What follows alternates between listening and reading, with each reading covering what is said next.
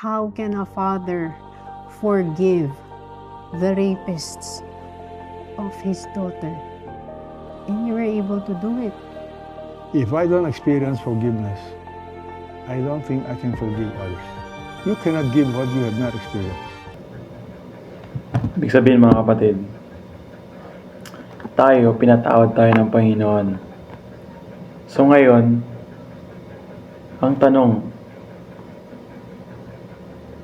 kung pinatawad tayo ng Panginoon, bakit tayo nahihirapang magpatawad?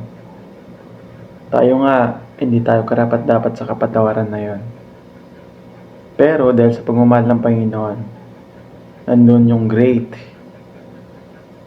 na pagpapatawad ng Panginoon. So sa atin, hindi dapat tayo mahirapan.